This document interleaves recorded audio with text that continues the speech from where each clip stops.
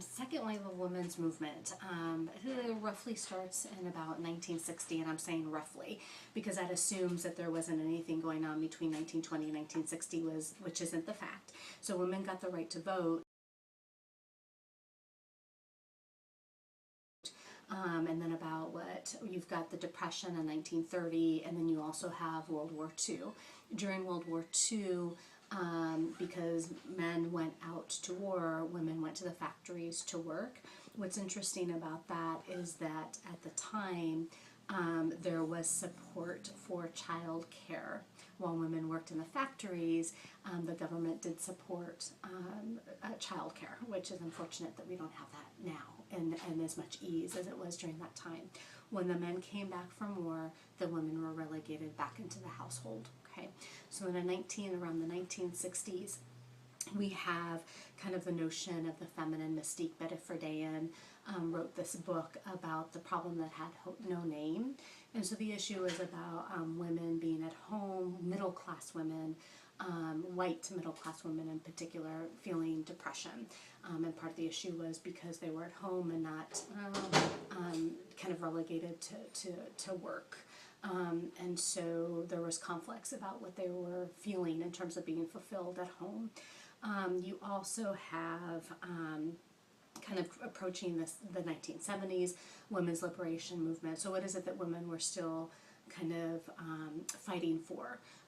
Their right to be a part of social movements, their right to be in the workforce as well, and not undermined for their abilities to contribute to the workplace. You also have kind of a clearer distinction between feminist activism and feminist academics. So you can't talk about women's movement without talking about feminism.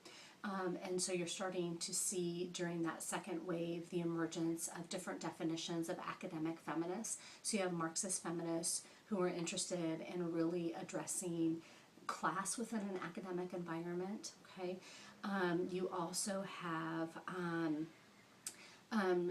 definitions of what would be considered separatist feminists, of what would be considered lesbian feminists, liberal feminists, as well as cultural feminists, revalorist feminists. So basically, what all of these different forms of feminism are addressing is making arguments about when we're talking about women's rights, we can't ignore issues of class, we cannot ignore issues of race, sexuality, okay, or even disability. So you have feminists who are in the academy, who are wanting to incorporate a feminist perspective in theoretical work. And then you also have feminist activists who are out in communities, really working toward making sure that women, for instance, have adequate health care in their communities. Then you have some feminists who are activists and academics.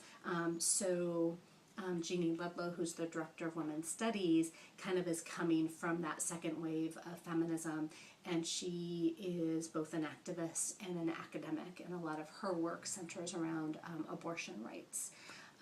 So that leads us into, and then a key phrase for the second wave is the personal is political, so that we can't make distinctions between what's happening in the private sphere of the home as separate from what's happening in the public. So a big issue also was concerns about domestic violence and making sure that women were receiving the adequate support that they deserve.